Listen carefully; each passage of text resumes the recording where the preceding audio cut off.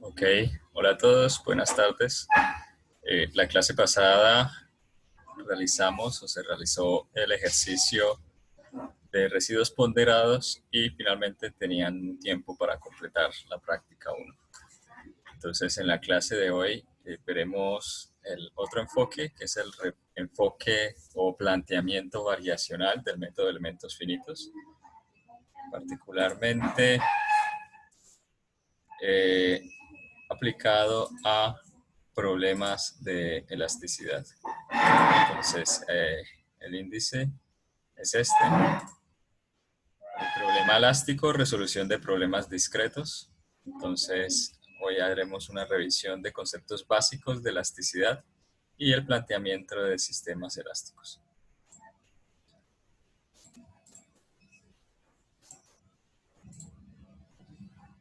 Bien, este es todo el contenido del tema número 4 en el programa. Perdón, el tema número 3, planteamiento variacional. Entonces, bueno, bien. Ok, comenzamos con la primera parte, revisión de conceptos básicos. Les había subido en el TIC, en la práctica 2, ahí al final aparecía un enlace con unos videos. Yo les había comentado que por favor los vieran para avanzar sobre el tema de las deformaciones. Si pudieron verlo. Entonces, hoy vamos a ver una parte de esto. Ok, para el problema básico.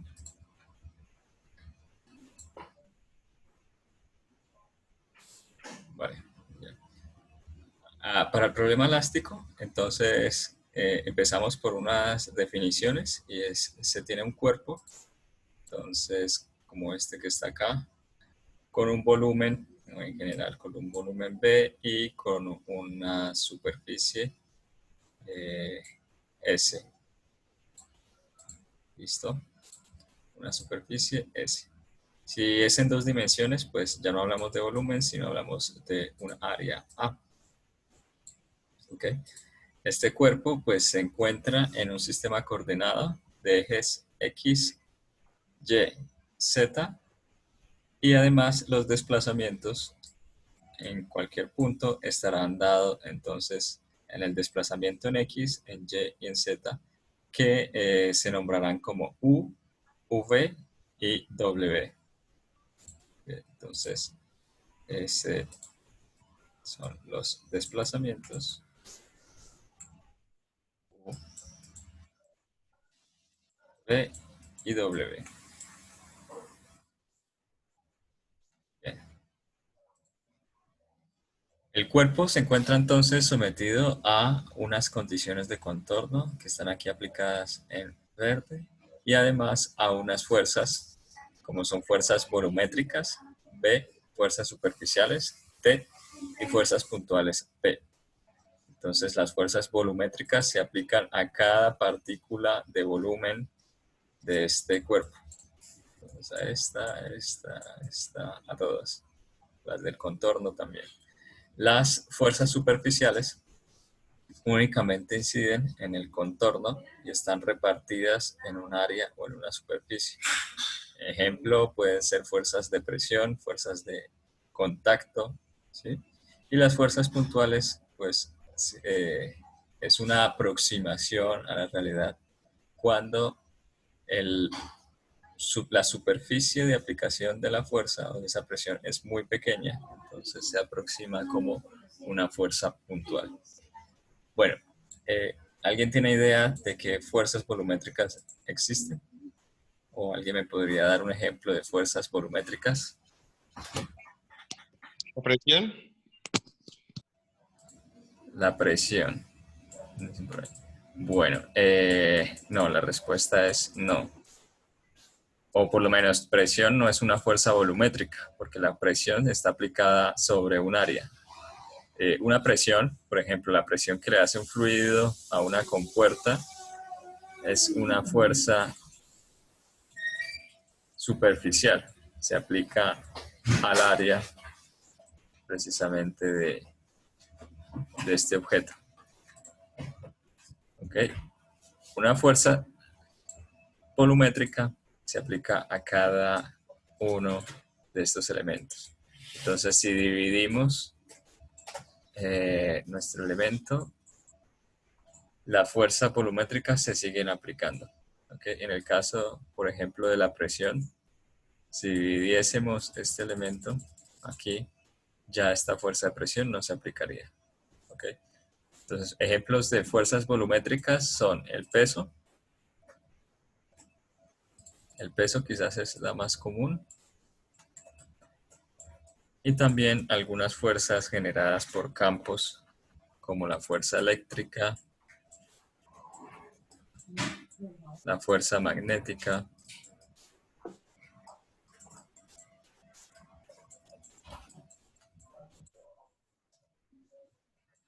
y también fuerzas inerciales.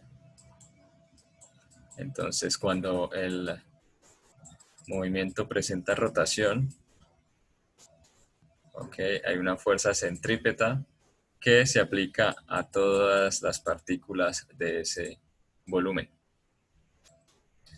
Bueno, entonces surge a partir de este problema elástico algunas incógnitas. La primera, la más representativa o digamos la variable principal es o son los desplazamientos. Los desplazamientos en el eje X, en el eje Y y en el Z. Los desplazamientos U, V y W. Bien, también aparecen entonces las tensiones, particularmente este es el tensor de tensiones, solo que mostrado en la notación compacta vectorial de Voigt. Y este es también el vector de deformaciones. Entonces, estos son los datos de mi problema, la geometría, las condiciones de contorno y las fuerzas que se aplican. Y como incógnitas tenemos desplazamientos, tensiones y deformaciones. Existen entonces dos enfoques. Uno es el diferencial y el segundo el variacional. El enfoque diferencial se aplica a un elemento o a un punto, digamos, de ese dominio, mientras que el variacional se aplica a todo el dominio del problema. Bien, vamos a ver ahora la definición de deformación. Ok, un pequeño repaso de lo que ustedes pudieron ver en el video que les envié de Carlos Santiuste. Entonces, la idea es, a partir de este elemento que se encuentra aquí en la posición original, voy a describir aquí esta nueva posición. Eh, este elemento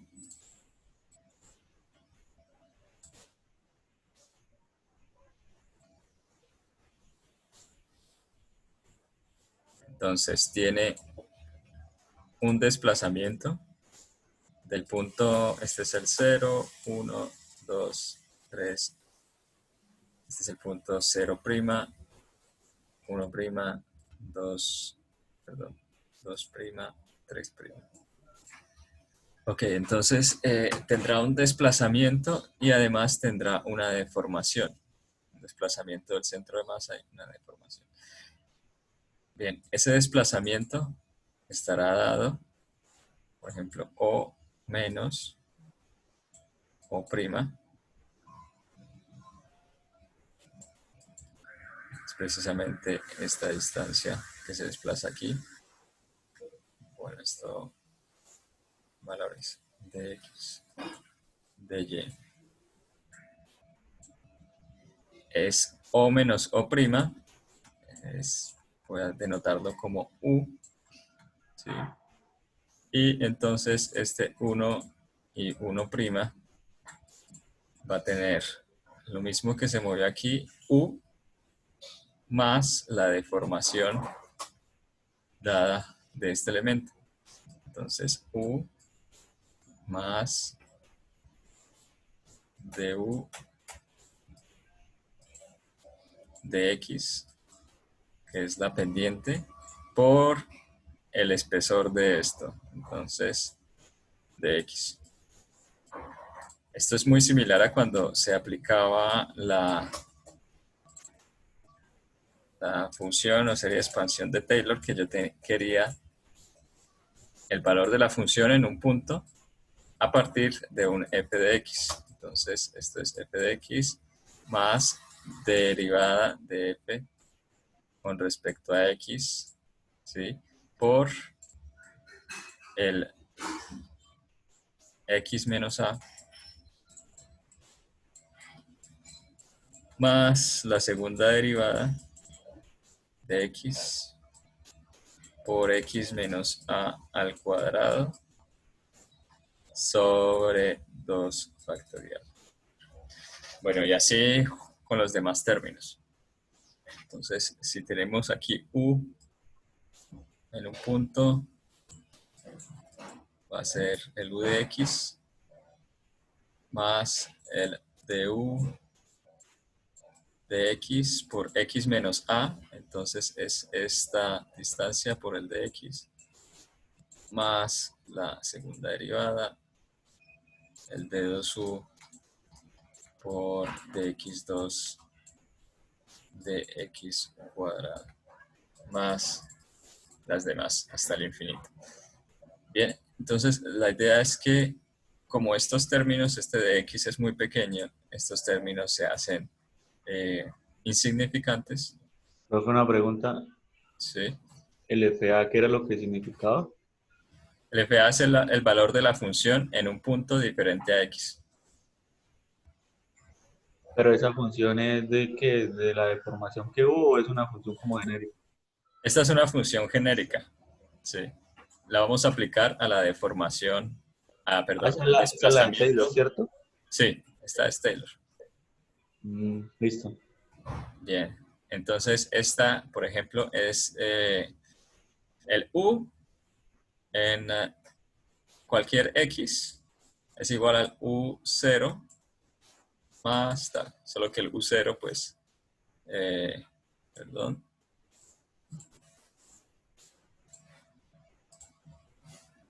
el u en x, sí, es el u0,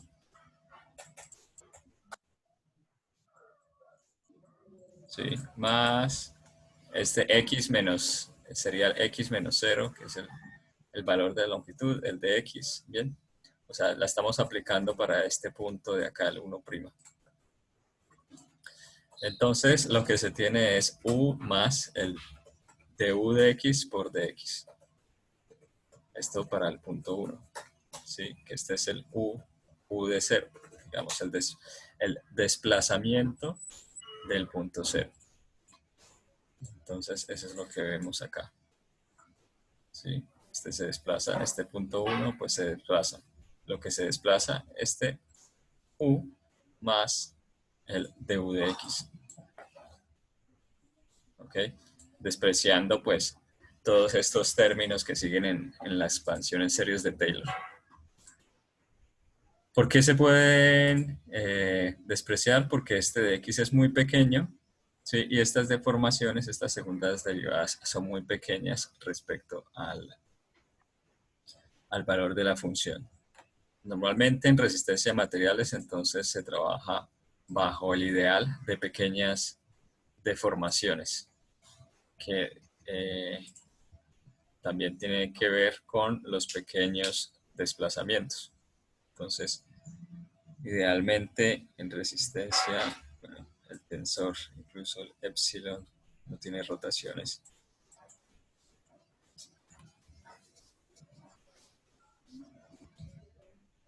Y entonces, cuando existen grandes deformaciones o grandes desplazamientos, esta hipótesis ya no es válida, ¿sí?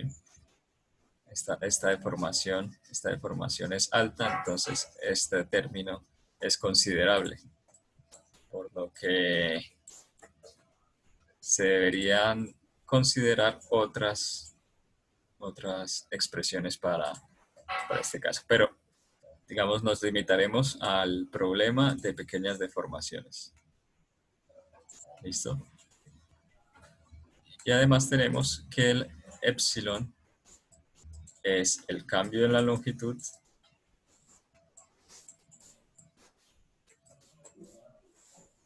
sobre la longitud inicial.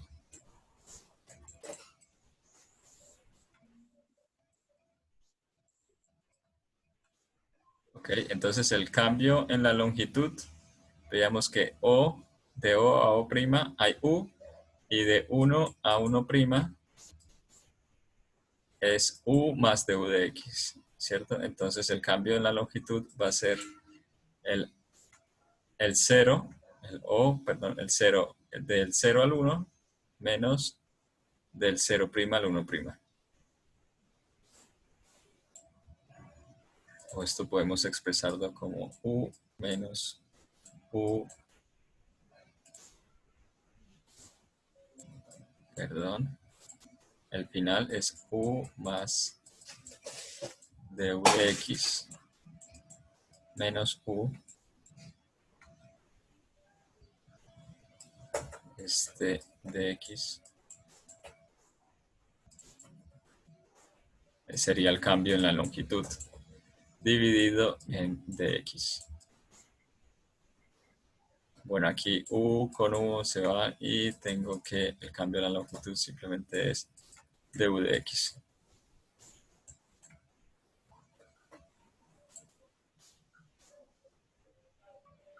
Entonces el cambio en la longitud es esta distancia menos esta distancia.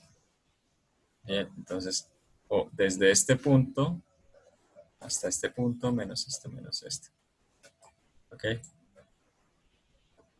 Bien, esto es la deformación epsilon del plano X en la dirección X, epsilon XX. De la misma forma, entonces, el epsilon y es el dv de y el epsilon ZZ es el dw de Z. Bueno, ¿hay preguntas hasta acá?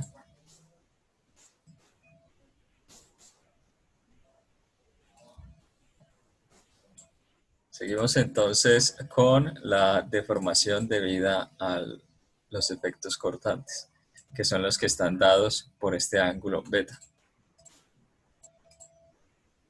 Ok, entonces la deformación sería el beta 1 más el beta 2, que se puede aproximar de esta manera. O sea, haciendo este ángulo muy pequeño, ¿sí? Entonces, tangente de teta, o sea, la tangente de beta, por ejemplo, sería eh, este, este cateto opuesto, esta distancia, dividido en esta distancia, que es el de X o el de Y. Entonces, bueno, aquí tenemos, obviamente, este tangente de beta se puede aproximar a beta cuando beta es pequeño. Beta pequeño. Small. Entonces podemos hacer esta otra aproximación. Aparte de que tenemos deformaciones pequeñas, también las rotaciones son pequeñas. ¿Listo? Y aquí entonces encontramos la expresión que calcula este beta, esa suma de beta, esta deformación debido a los esfuerzos cortantes o deformación mejor dada por este desplazamiento en forma de distorsión como las derivadas cruzadas. Entonces, a ver, gamma xy, para hacerlo, es la derivada con respecto a x más la derivada con respecto a y, ¿sí? Son los mismos ejes que están en el valor de la deformación. Y aparte de eso, entonces, hacemos los desplazamientos cruzados. Entonces, el y, el desplazamiento está dado por v, y en x el desplazamiento está dado por u. Lo mismo entonces con el gamma xz y con el gamma yz. Entonces, haciendo el gamma xz sería la derivada con respecto a x más la derivada con respecto a z.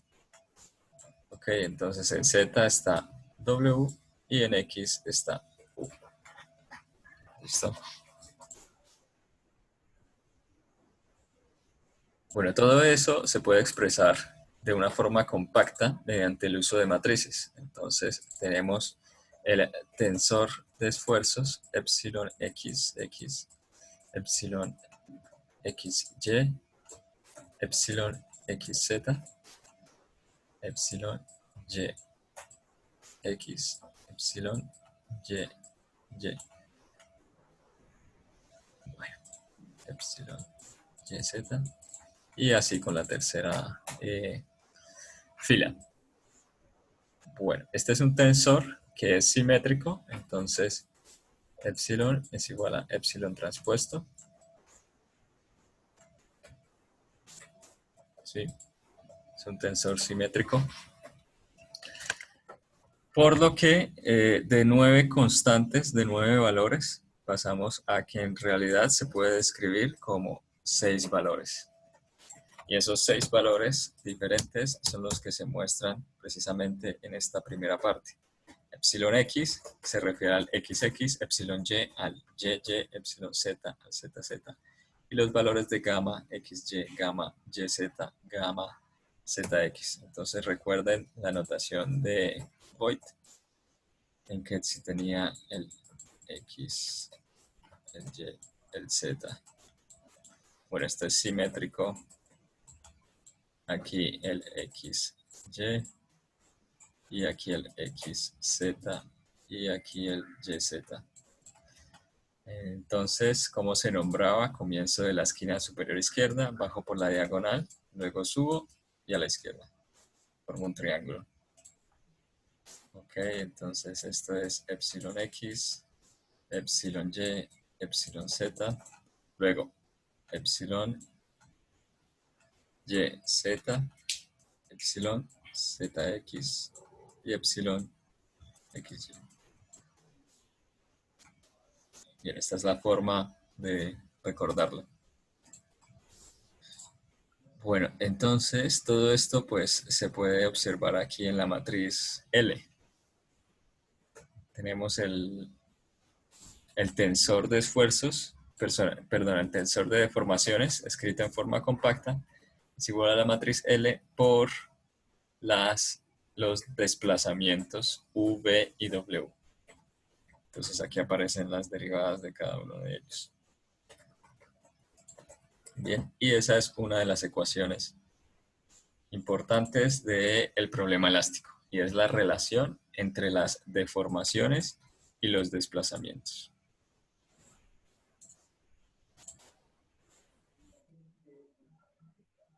Otra relación o ecuación muy importante es la relación entre las tensiones y las deformaciones.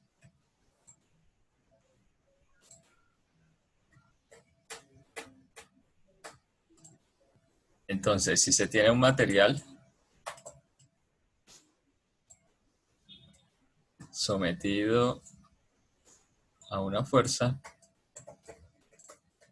o en forma general a una tensión unidimensional, entonces es un sigma xx es igual a sigma.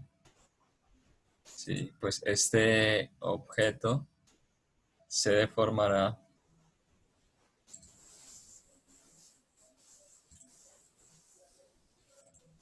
de esta manera.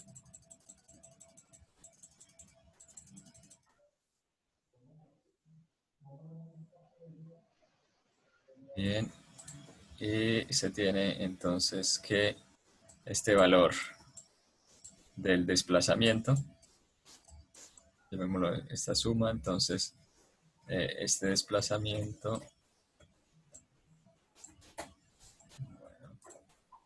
Este desplazamiento es el sigma por L sobre E,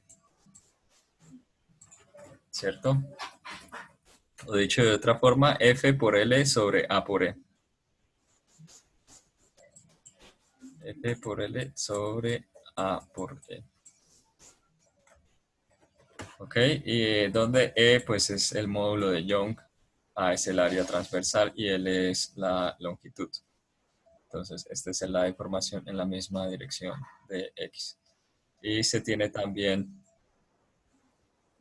entonces sigma, se tiene también que la deformación es el cambio de la longitud, ¿cierto? Con respecto a X.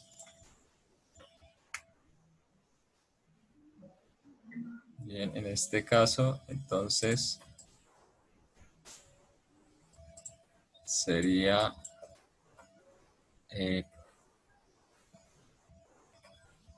esta deformación es 1 sobre E.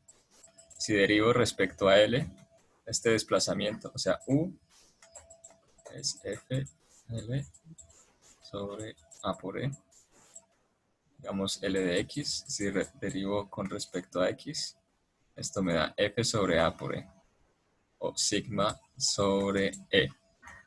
Entonces, tengo sigma es igual a E por epsilon X. X. Y entonces se tiene la ley de Hooke para un estado de esfuerzo unidimensional. Bueno, aquí hay que notar otra propiedad importante y es que existe una contracción al deformar este objeto, una contracción en la dirección perpendicular a ese desplazamiento. Entonces existe una relación entre este sigma y el sigma XX, que esta propiedad es llamada el coeficiente de Poisson. El signo negativo es porque el epsilon y se comprime cuando este es positivo. Entonces, esta es la definición de coeficiente de Poisson. En ese caso, entonces, epsilon y es Poisson por menos Poisson por epsilon XX. Esto es menos Poisson por epsilon XX, es sigma sobre E. ¿Listo? Entonces tenemos aquí una expresión para las deformaciones, tanto en X como en Y, de mi probeta sometida a un estado de esfuerzo uniaxial.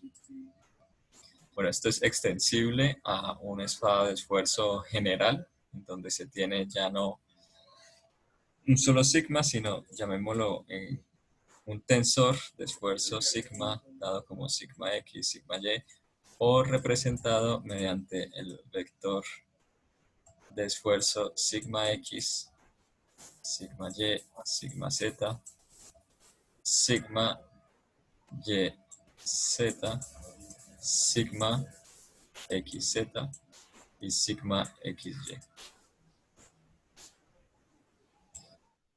Este vector de tracciones sería igual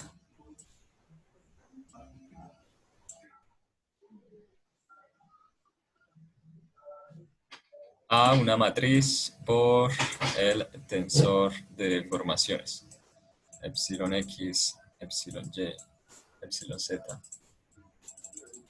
Y de la misma manera también tenemos la condición inversa, que es este epsilon, epsilon X, epsilon Y, epsilon Z es igual a una matriz por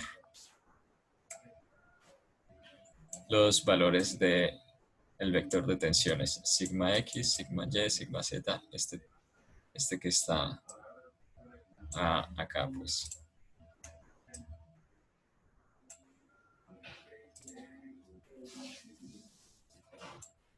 ¿sí? Entonces aquí ya podemos conocer el de sigma x, por ejemplo, cómo está en función, perdón, el de epsilon x, cómo está en función de sigma x. Entonces, epsilon x es 1 sobre e, voy a sacar aquí 1 sobre e por el sigma x. Ahora lo mismo con el epsilon y, perdón, el epsilon x, si hay un sigma y, entonces va a estar menos el Poisson. Aquí menos el Poisson. Okay. Menos el Poisson. Bueno, y de esta forma pues se completa. Les voy a mostrar acá cómo queda esa matriz de las deformaciones en función de las tensiones. Entonces vemos que es 1 sobre el módulo de Young por 1 menos el coeficiente de Poisson menos el Poisson. Sí, y los demás valores.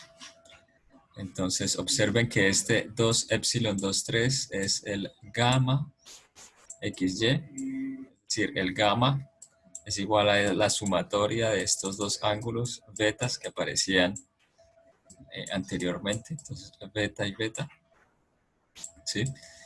Y además que el gamma es G por, perdón, 1 sobre G por el tau XY. Esta es otra de las propiedades cuando existe un estado de esfuerzos también uniaxiales. Entonces de ahí también se desprende el valor de la constante del material G, que es el módulo de cortante, ¿sí? El módulo de rigidez al cortante. Entonces G es E sobre 2 por 1 más el coeficiente de Poisson. ¿Listo? Bueno, entonces esta es la matriz que relaciona epsilon con los esfuerzos sigma, que es conocida como la ley de Hooke. Entonces, epsilon es igual a C por sigma. Vamos a anotarlo de esta manera.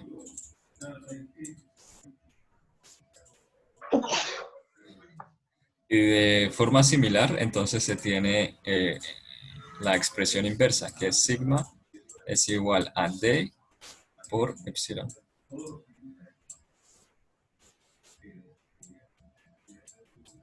Y entonces aquí se muestra cómo se expresa esa matriz de rigidez o matriz, perdón, de elasticidad del material.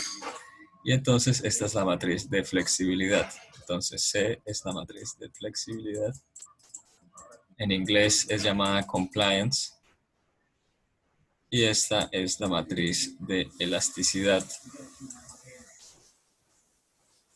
O en inglés stiffness. Stiffness. Bien. Esto es para un material isótropo. Entonces quiere decir aquellos que no cambian sus propiedades en ninguna de las direcciones. Es decir, esta probeta pudo haberse obtenido de un bloque, este es un bloque de un material isótropo, cortando de esta manera, ¿sí? O cortando de esta manera, o cortando de esta manera, aquí como medio inclinado. Y si se hiciese todos estos ensayos, los valores de E y de rigidez y de desplazamiento serían los mismos. ¿Bien? Entonces está claro el concepto de ley de Hooke y de material isótropo.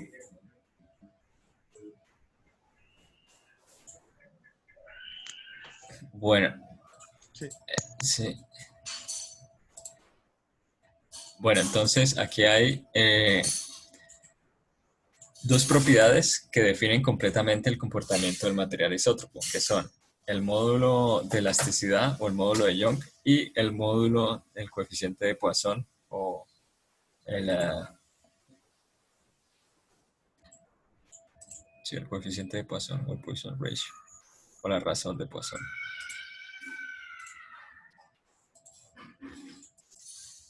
Bien, aquí aparece entonces la ley de Hooke.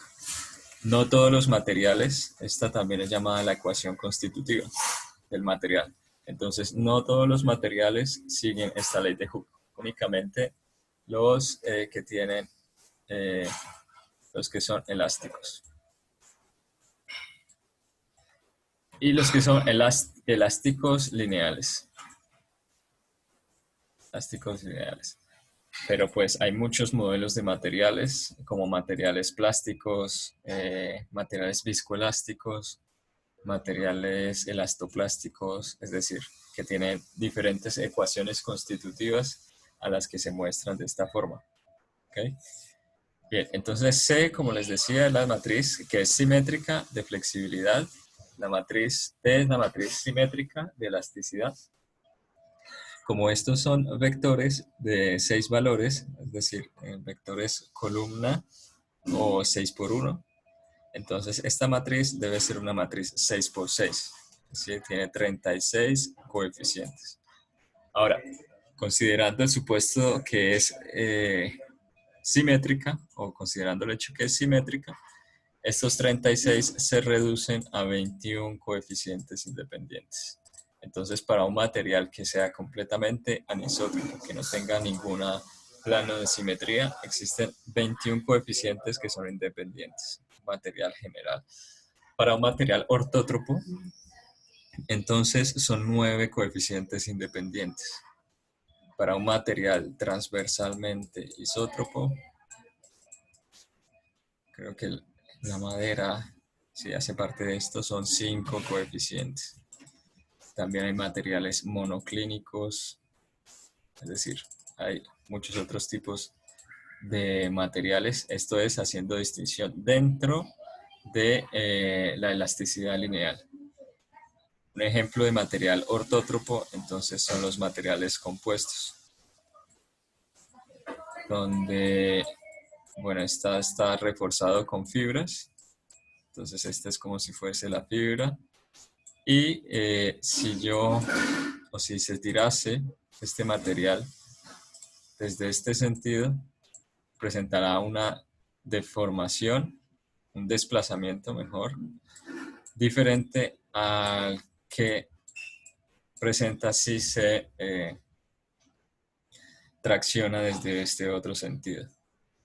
Bien, entonces el material no es isótropo. El material comporta de otra forma.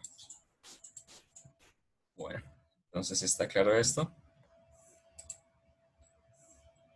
Voy a hacer un pequeño ejemplo, o ustedes van a hacer un pequeño ejemplo, y es un ensayo de tracción biaxial.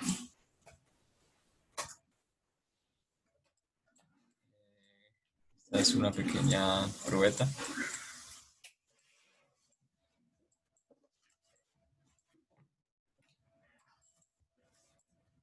Bueno, aquí se van a aplicar 2 kilonewton, acá 3 kilonewton. Este es el eje X, este es el eje Y. Sí, bien. Esto mide 0.1 metros y de espesor es un cuadrado, ok, entonces 0.1 por 0.1. De espesor 0,01. Y estamos hablando de un acero, entonces con 200 gigapascales del módulo de Young y además con un coeficiente de Poisson de 0.3. 0,3. Listo. La idea es determinar el vector de deformaciones epsilon. ¿Listo? Ok, entonces aquí es igual.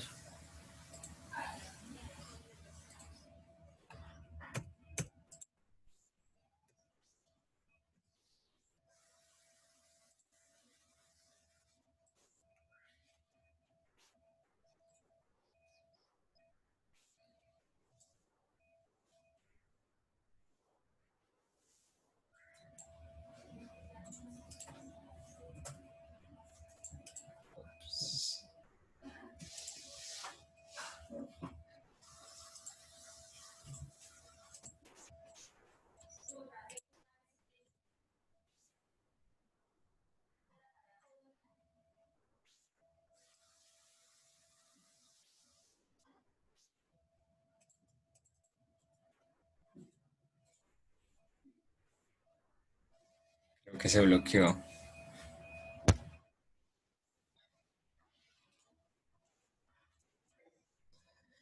Pero bueno, ustedes pueden comenzar.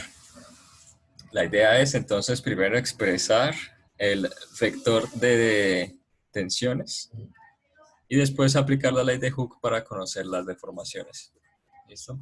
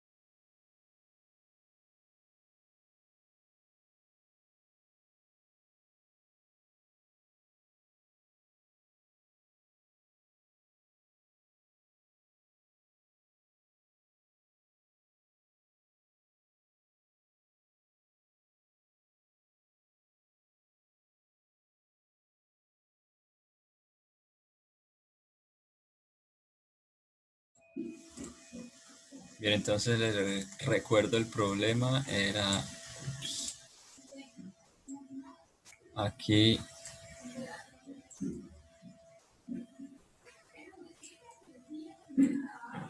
un cuadrado que estaba sometido entonces a un estado biaxial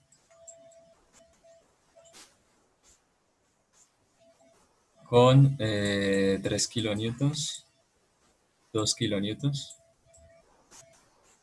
Esto medía 0.1, esto también 0.1 metros, ¿ok?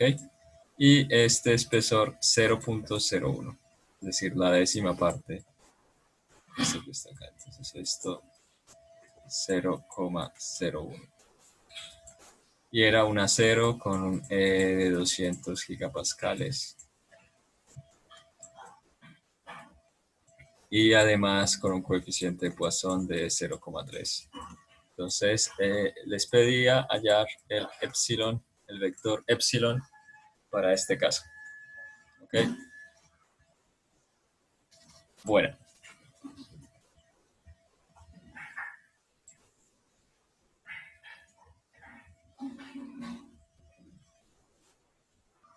entonces les lancé ya una pequeña encuesta. Los que terminen pueden dar clic en OK. ¿Sí?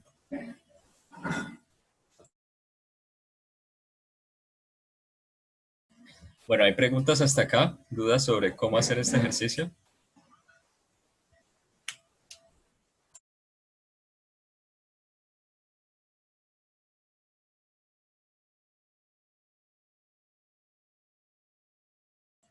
Bueno, yo creo que les voy a dejar entonces unos 2, 3 minutos mientras lo termina.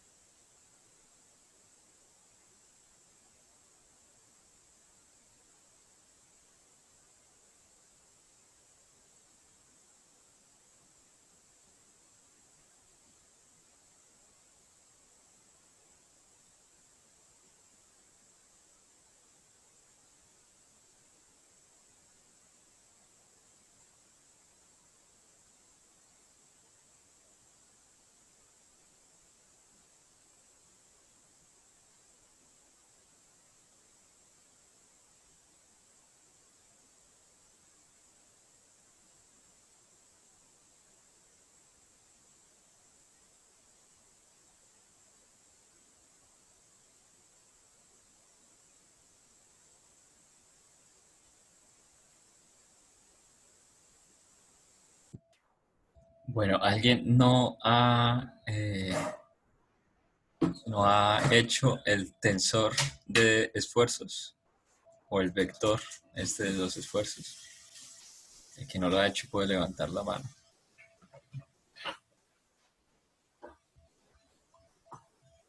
Bueno, como nadie levantó la mano, entonces significa que todos ya lo terminaron. Voy a preguntarle entonces a Camilo Chamorro. Camilo, ¿cómo le quedó el tensor de esfuerzos? Pero todavía no lo he terminado. Ah, ok, entonces hay que levantar la mano.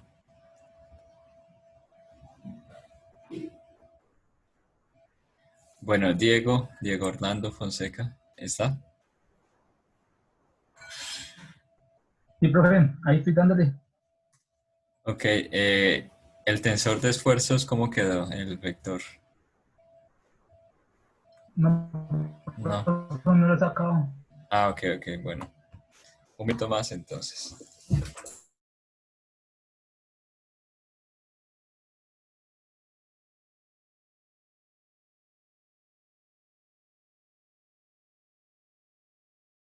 Estamos considerando un elemento diferencial, digamos, ubicado en esta parte, en el centro y alineado con los ejes de aplicación de las cargas, el X y el Y.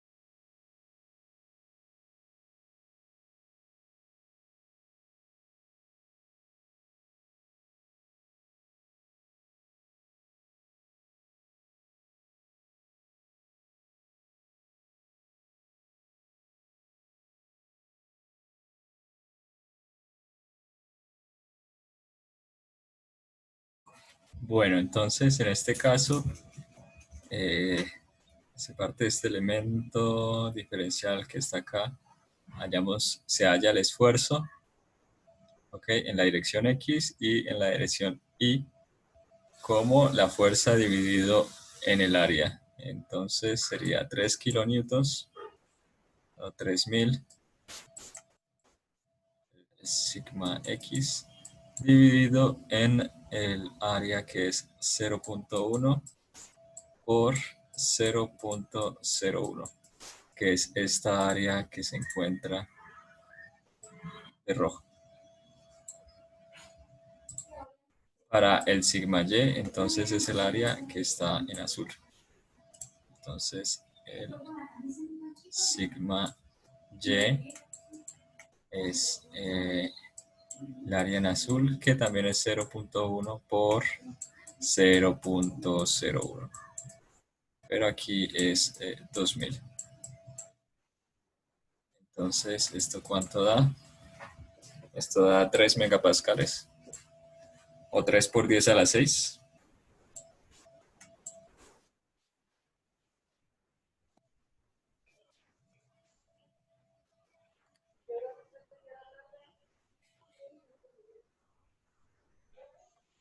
Sí, 3 megapascales y esto es 2 megapascales.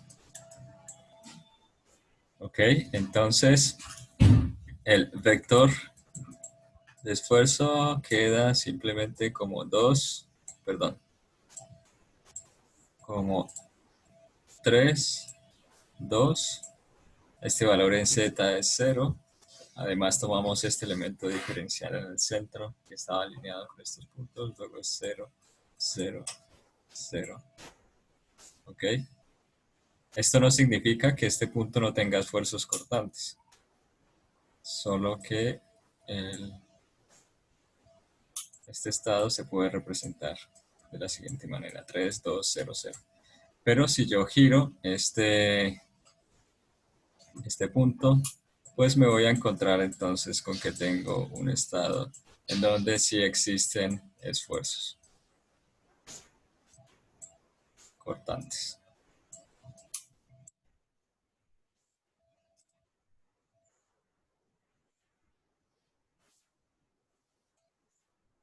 Bien, entonces ya tengo el tensor de esfuerzos o expresado en esta forma vectorial. Ahora simplemente es realizar la multiplicación matricial entre la matriz de elasticidad y este vector para obtener el vector de deformaciones.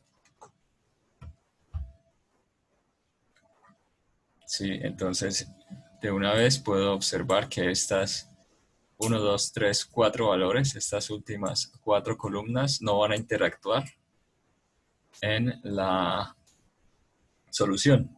Y tengo entonces que epsilon x, epsilon y, epsilon z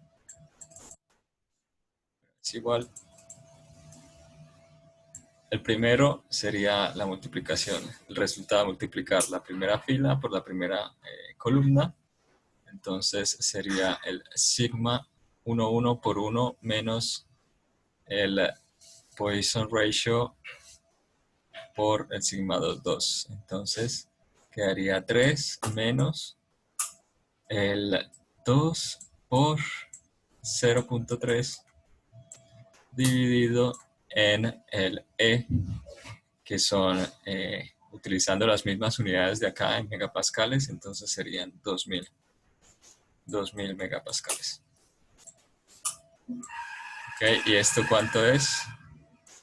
Creo que es 1.2 por 10 a la menos 5.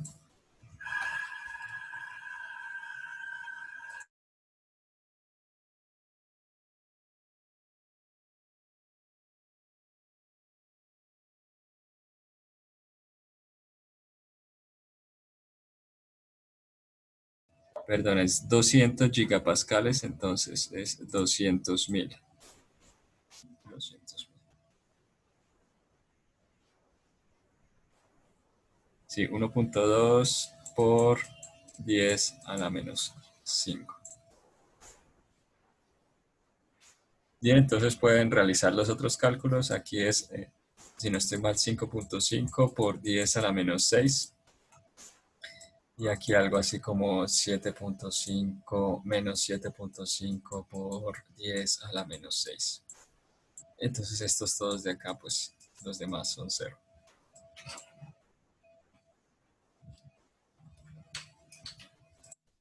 Bueno, ¿hay preguntas hasta acá?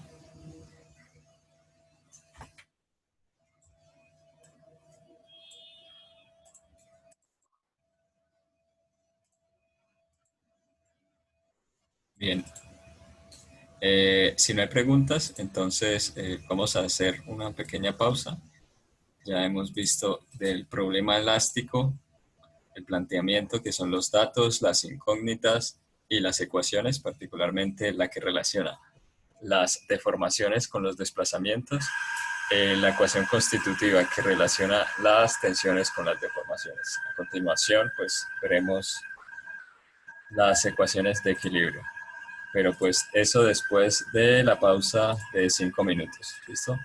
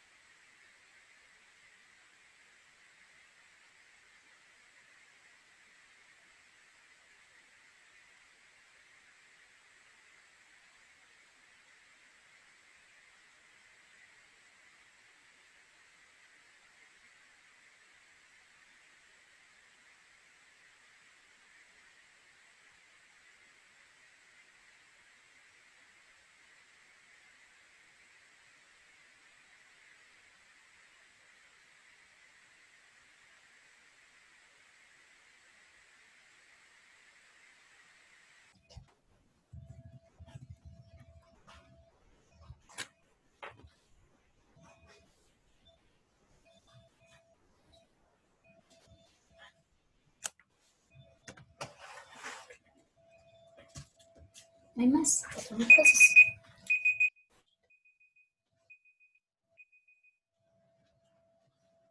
Ok, listo. Regresamos entonces.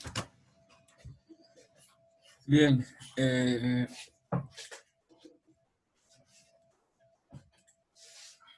Ok, teníamos la ley de Hooke.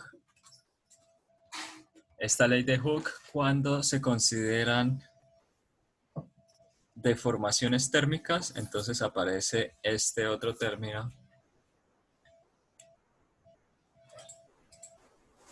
que vemos,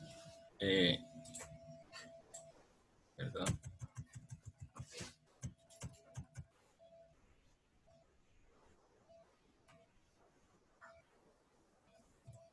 que vemos en esta ecuación, acá. Entonces esta es la deformación debido a los esfuerzos y esta sería la deformación debido a los cambios de temperatura. Entonces observen que es positiva, indicando que un cambio de temperatura positivo, un aumento de temperatura positivo, incrementa la deformación. Además que todas las deformaciones no diagonales son cero. Eso quiere decir que el cambio de temperatura únicamente afecta al cambio del volumen de la parte.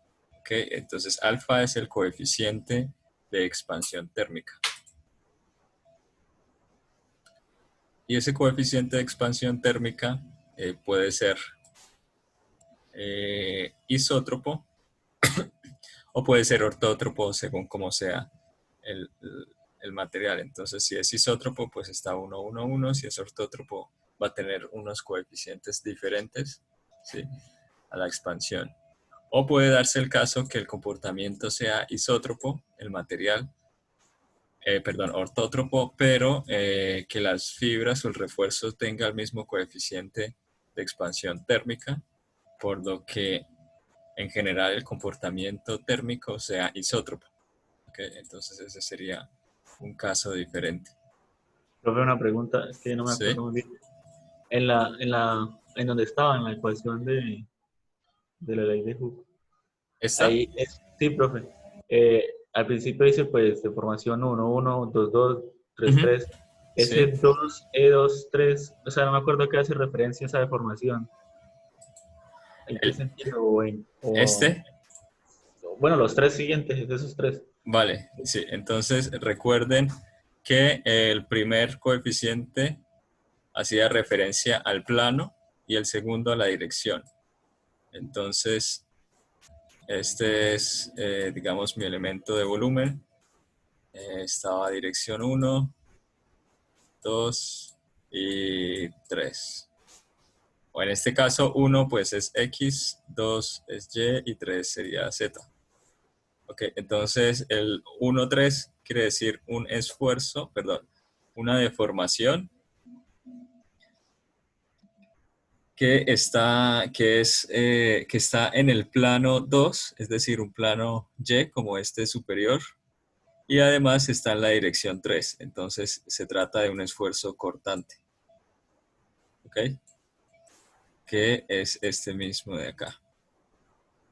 Bien, entonces son deformaciones, estas son deformaciones debido a esfuerzos cortantes o deformaciones de distorsión. O sea, visto como desde este punto, este es un ojo, es algo como este estilo.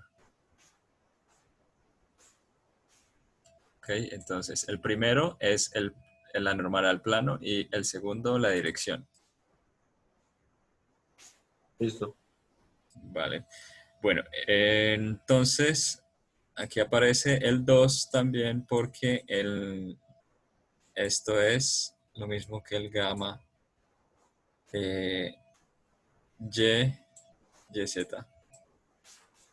O sea, aquí solo estamos considerando, solo se considera un beta, por así decirlo.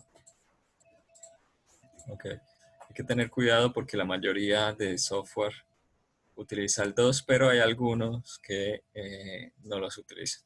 Incluso aquí lo coloca, el Word. Ok, entonces hay que tener especial cuidado con eso. Así lo usa, ¿cierto? Me imagino. Sí, sí, sí. Ah, bueno.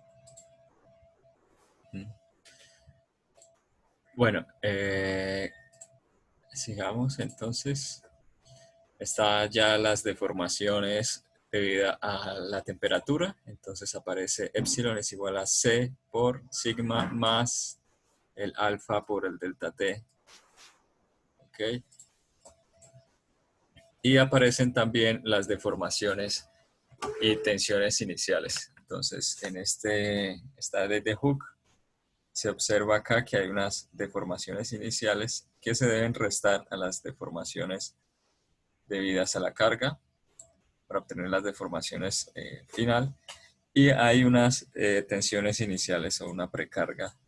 Por ejemplo, en tornillos que tienen una precarga o en acoples, en juntas soldadas, hay unos esfuerzos. Bueno, todos esos esfuerzos pues también pueden considerarse dentro del modelo de elementos finitos.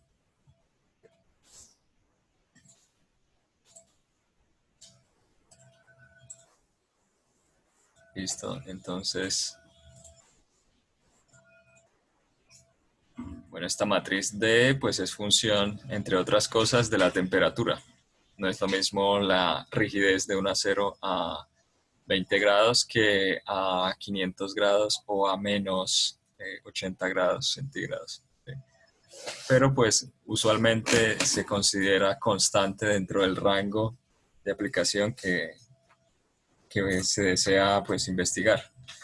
Ahora miremos las ecuaciones de equilibrio estático. Entonces, como teníamos en la anterior presentación sobre los desplazamientos, los cambios de desplazamientos, ahora vemos aquí los cambios de las tensiones. Entonces, en rojo, las tensiones que van en la dirección o en el eje X y en azul las que van en el eje Y. Entonces, en rojo tenemos acá sigma X y luego aquí el mismo sigma X más la derivada de sigma X de X por dx. Bien, entonces si está claro esto. Lo mismo con los valores de tau xy. Aquí está tau xy y aquí tau xy más el de tau de y por el de y.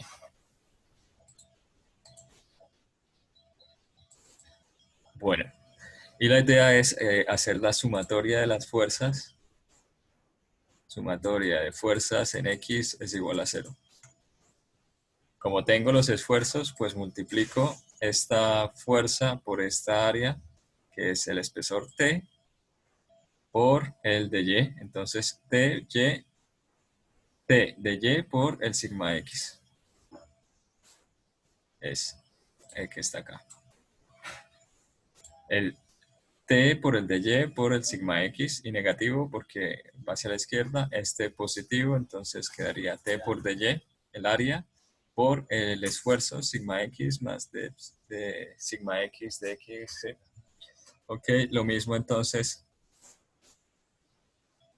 con los esfuerzos cortantes, que son estos rojos que aparecen acá.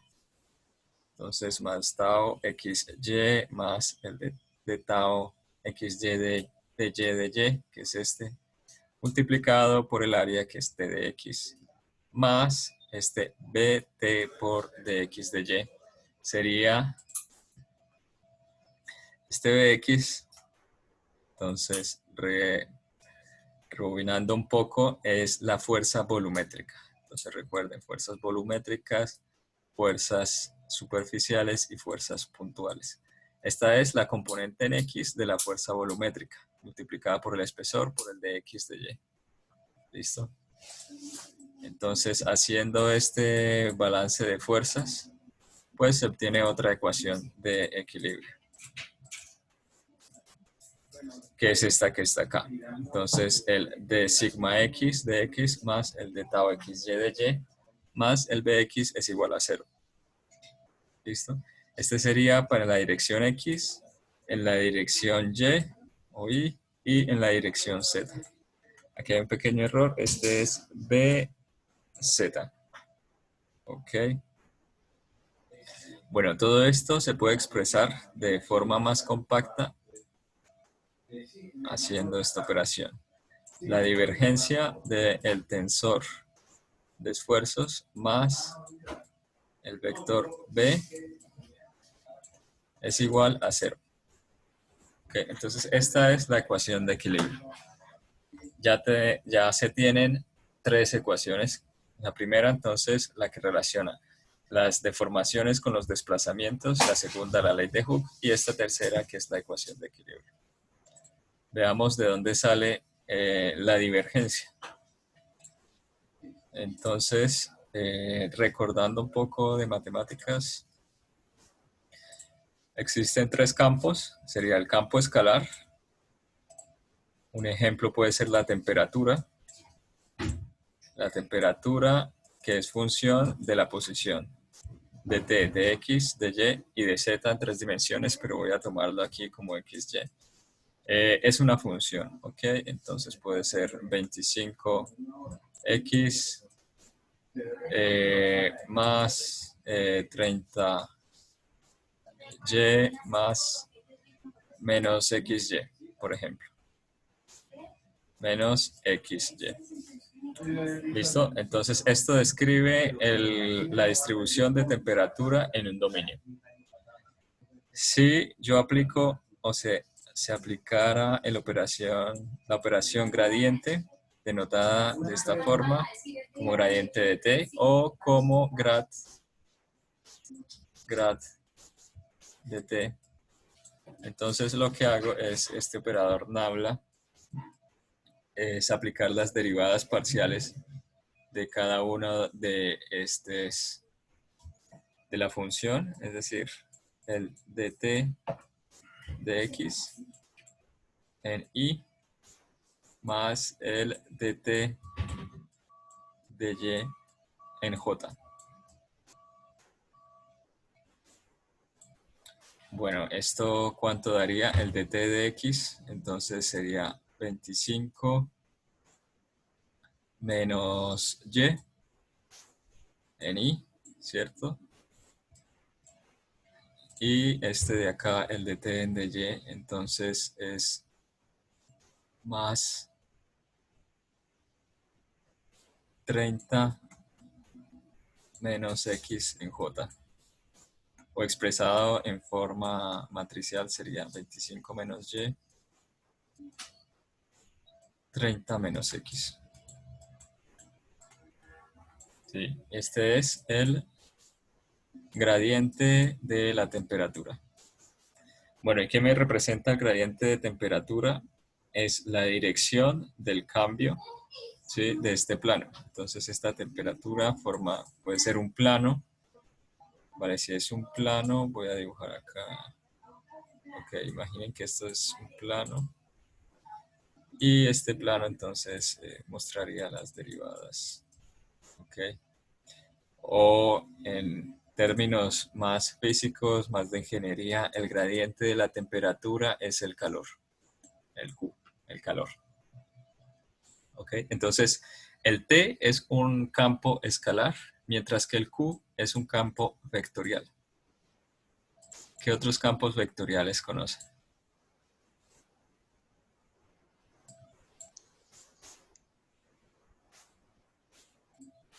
La tensión, yo creería que es campo vectorial, ¿no? La tensión.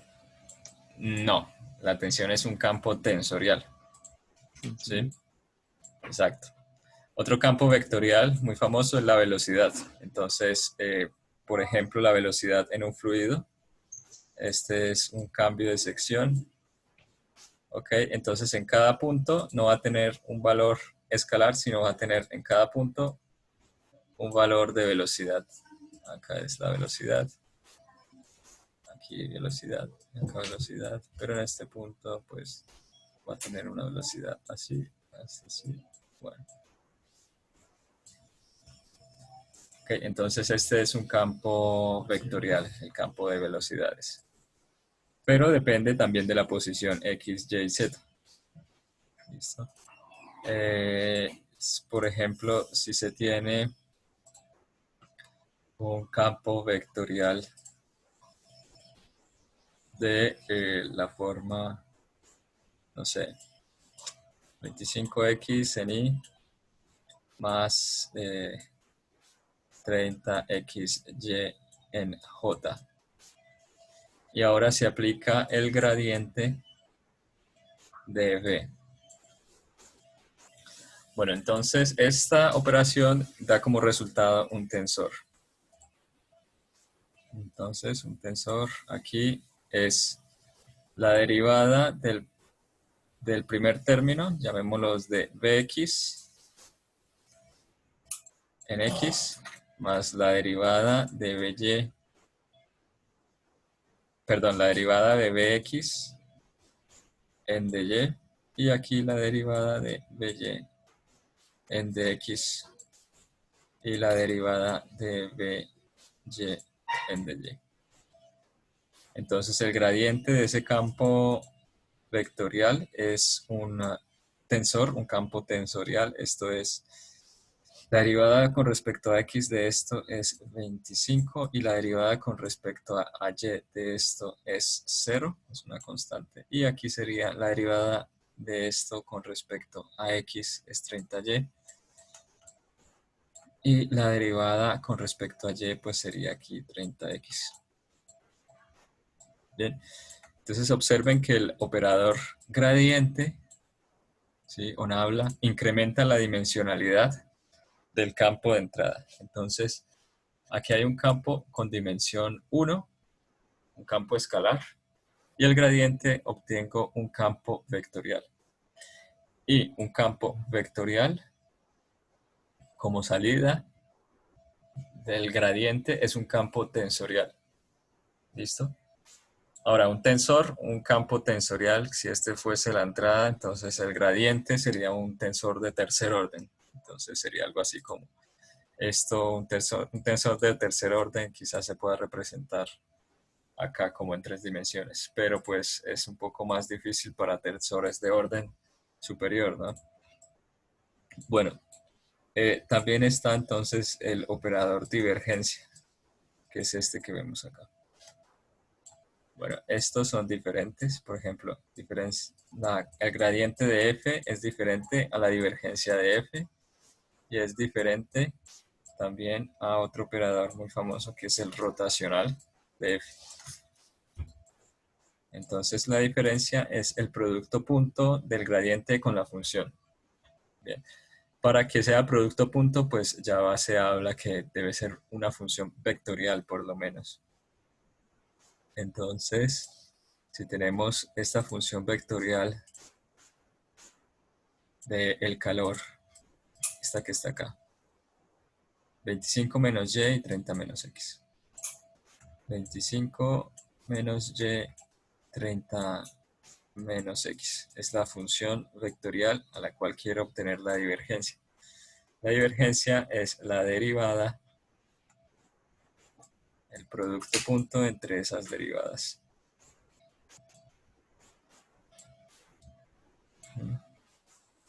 Producto punto, entonces la derivada con respecto a x de 25 menos y sería 0. Y la derivada con respecto a y de 30 menos x, entonces sería 0. Entonces, este es 0. Esto lo que quiere decir es, bueno, que la divergencia de esa f es 0. Pero si lo vemos como esto como q, entonces la divergencia de q es igual a 0, pero q es el gradiente de t. Entonces esto es lo que se tiene. Divergencia del gradiente de t es igual a 0. O esto es lo mismo que el laplaciano de t es igual a 0. Bien. Y la divergencia de un campo tensorial, voy a tomar este de acá. Entonces 25, 0, 30y, 30. Bueno, de este campo, entonces 25, 0.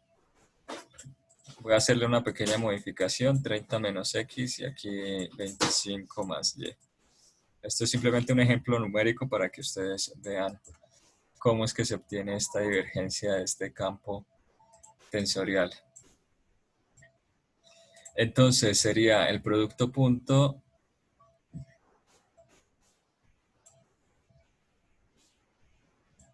primero, esta es 1, 2 por 2. Aquí me generaría uno de 2 filas por una columna. Entonces esto que es un vector lo convierte en un escalar. ¿Ok? Y sería la derivada con respecto a x de este término más la derivada con respecto a y de este término. Entonces sería 0 más 0. ¿Ok? Y aquí la derivada con respecto a x de este término menos 1 más la derivada con respecto a y de este término. Esto es 25y. Voy a decir, este es 25y. Entonces más 25. Entonces esto es 0 y 24. Bien, entonces el operador divergencia disminuye la dimensionalidad. Entonces un campo es un campo vectorial, lo convierte en un campo escalar y un campo tensorial de orden 2 en un campo vectorial. Okay, por eso aquí aparece, este es un campo tensorial. Si realizo la divergencia, entonces me aparece un campo vectorial, un vector que sumado a este otro vector, pues es el vector 0. ¿Sí? Un vector de ceros. Y vean ustedes que si tengo el tensor de tracciones es sigma x, tau xy, tau,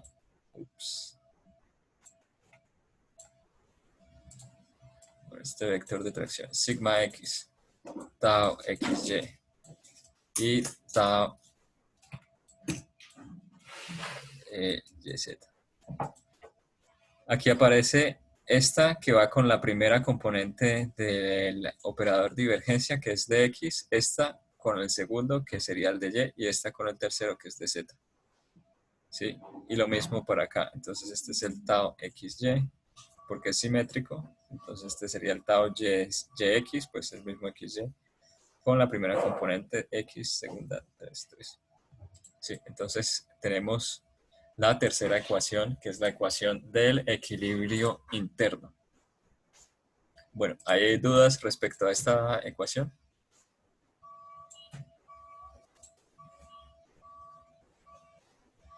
Bueno, aquí es... Profe, y sí. una cuestión. Me parece que ahí está mal en el de Z. El Tao YZ no sería Tao Z. Tau YZ. No, el de abajo. Este. Tau... A ver, este es... El segundo. Ese. Tau YZ. Ah, que es Tau ZY. Sí, ¿no sería Tao Z?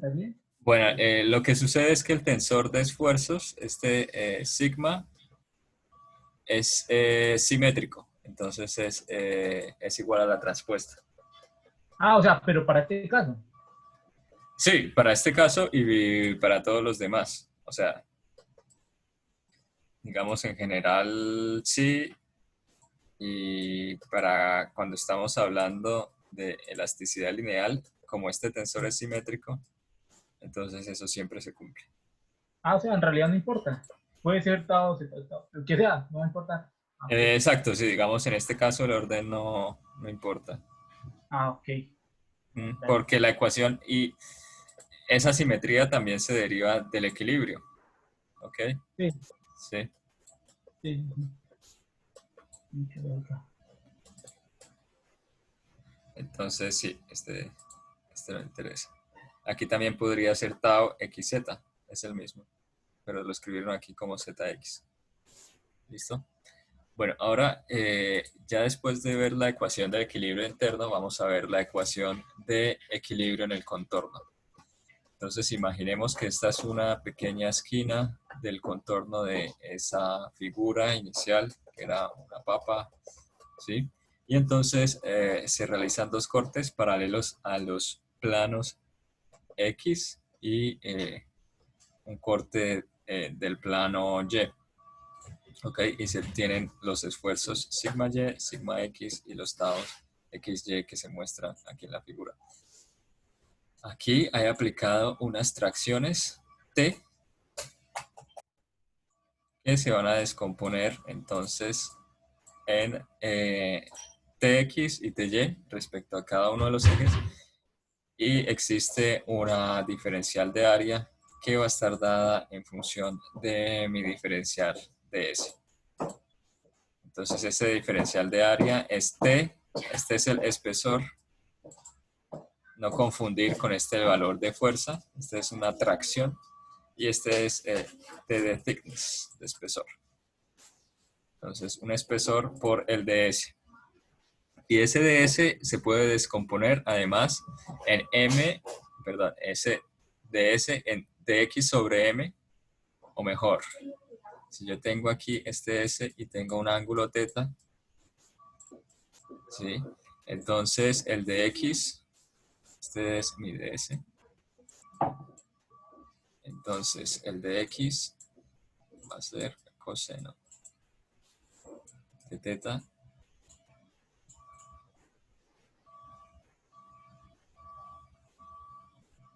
perdón, el de y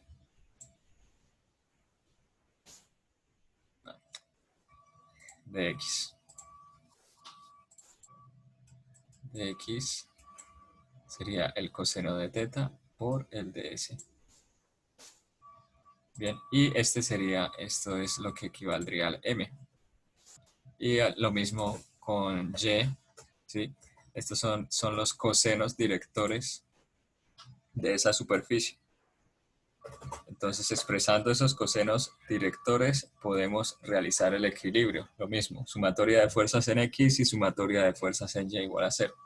Entonces, sigma x más tau xy menos el tx por el coseno director, o el tx, que es t por el dx, entonces es igual a 0. ¿Qué es lo que se tiene aquí? El tx por el espesor t por el ds es igual al sigma x por el espesor t, el área por el dy, más tau xy por t por dx.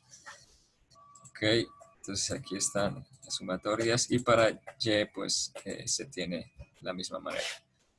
Entonces todo esto se puede expresar como t, que es mi vector de tracciones, es igual al sigma,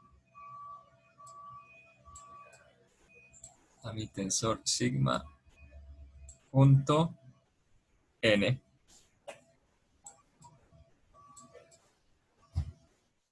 ¿sí? Que representa el vector normal. Vector normal.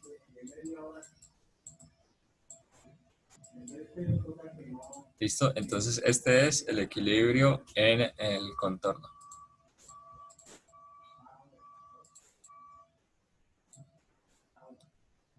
Y con esto se forma el planteamiento diferencial, que es a nivel local, es decir, a cada punto de este dominio. Y existe entonces el planteamiento integral, que ya habla sobre las ecuaciones, pero no en un solo punto, sino en todo el dominio. Y la forma de solucionar este planteamiento diferencial, pues ahí está el método de desplazamientos de fuerzas y métodos mixtos que emplean enfoques de ambos. Para el planteamiento integral, el nivel local, entonces aparecen dos enfoques, que es el enfoque variacional o energético y el de residuos ponderados. Entonces el de residuos ponderados ya se vio, que era tener la ecuación diferencial, plantear el residuo, multiplicar por las funciones de ponderación e integral en todo el dominio. Es por eso que es un nivel global, porque se hace referencia a todo el dominio, a la integral del volumen con el dB, y pues la idea era que esto se acercase lo más a el cero.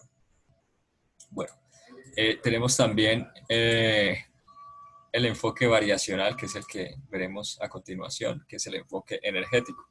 Tiene que ver con la energía potencial total, ¿sí? O energía mínima complementaria. Entonces, el principio de energía potencial total está asociado a el campo de las deformaciones. Particularmente también tiene que ver con los desplazamientos. El principio de los trabajos virtuales, aquí aparece también. Interesante, por ejemplo, el trabajo de Castigliano. Sí. El principio de mínima energía complementaria, entonces es suponer, se toma la energía no en función de las deformaciones, sino en función de las tensiones sigma.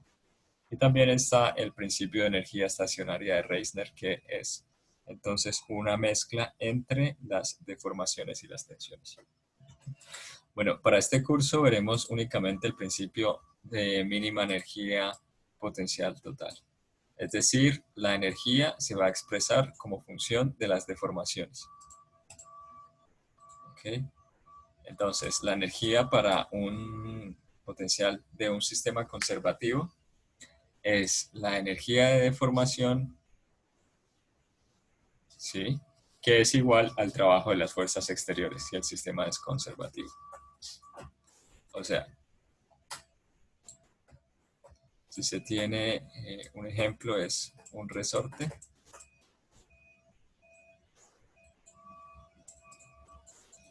Ok, entonces este resorte se aplica una fuerza y pues se comprime un valor X. Okay, entonces existe un trabajo de la fuerza aplicada P, que está dada como la fuerza F punto la distancia o X, o en este caso simplemente sería F por X. Y además existirá una energía potencial elástica, potencial total, que recibe el resorte, energía potencial, que va a ser igual a 1/2 de K por X al cuadrado. ¿Listo? Entonces, en clases pasadas les hablaba que la energía potencial elástica de un cuerpo es 1/2 de sigma por contracción epsilon. ¿Sí? Bueno, esto para que quede más claro, si este es el sigma y este es epsilon, okay, si tengo esta porción, entonces este es el área bajo la curva, sería la base por la altura sobre 2. Entonces, sigma por epsilon sobre 2. Bueno, ahora, asumiendo que es 3 dimensiones, pues se extiende esto a una matriz junto el tensor de esfuerzos junto con el tensor de deformaciones. Pero se habla que no es la energía que recibe un punto, sino es la energía en todo el cuerpo. Entonces es integral en el volumen, ¿cierto? De volumen. Y ahora lo que se va a hacer es expresar este sigma teniendo en cuenta la condición o la ley de Hooke. Entonces sigma es igual a D por epsilon.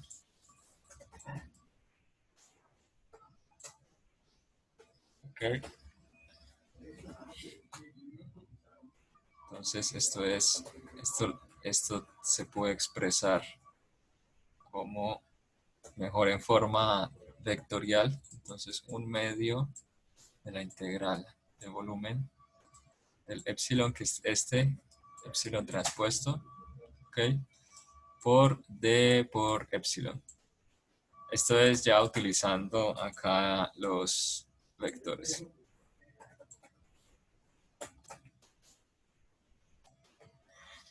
El vector de deformación.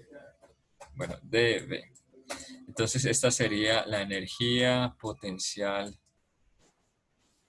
elástica total. Llamémoslo. Bien.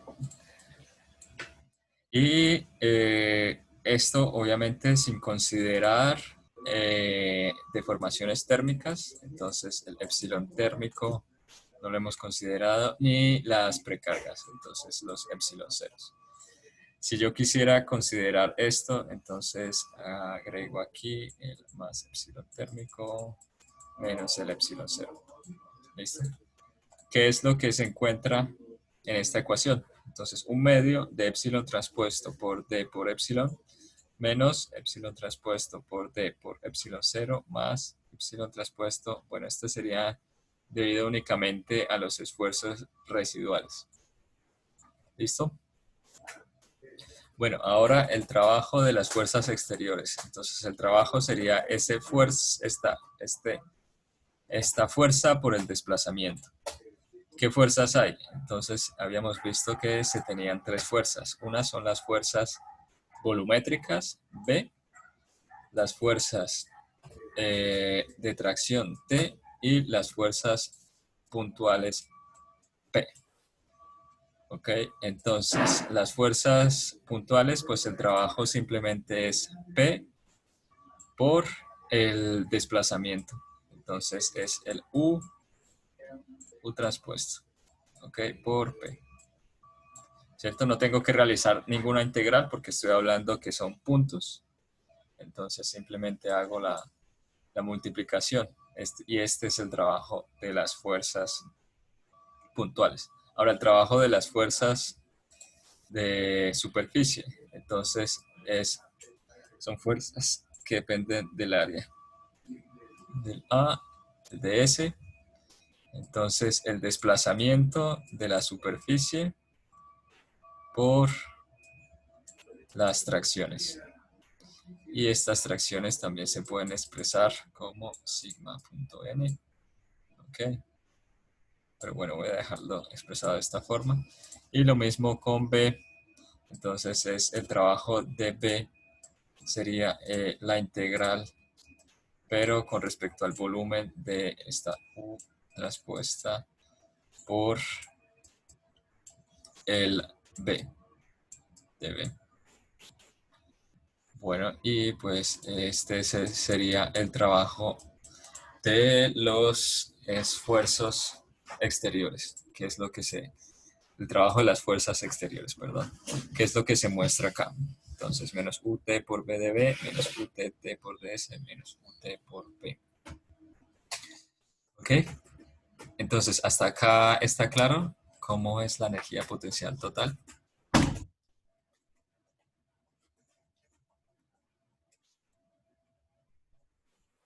Bien, y la idea es que este campo solución U es aquel que minimiza este funcional pi de P. ¿Ok?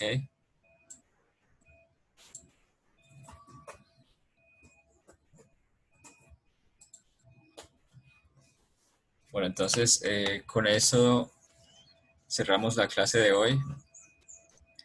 Se definió entonces el problema elástico, particularmente los datos. Se parte de los datos de fuerzas, de geometría, de condiciones de contorno, para después encontrar como incógnitas los valores de desplazamiento, de deformación y de tensiones. Las ecuaciones vistas son las ecuaciones que relacionan la deformación con el desplazamiento, dado entonces como epsilon es igual a L por U, donde L pues es la matriz de derivadas que se vio en clase. Se tiene también la ecuación de la ley de Hooke, que es sigma es igual a D por epsilon. Esta también es llamada la ecuación constitutiva del material. Y entonces se tienen las ecuaciones de equilibrio como divergencia de sigma más B igual a 0 y equilibrio en el contorno como T igual a sigma punto n. Bien, con estas cuatro ecuaciones se define completamente el problema elástico. A continuación se ve entonces el concepto de energía potencial global, que es la aplicación de la energía de deformación y el trabajo de fuerzas exteriores. Y pues la expresión que conforma cada una de estas de estas partes. Bueno, hasta acá hay dudas.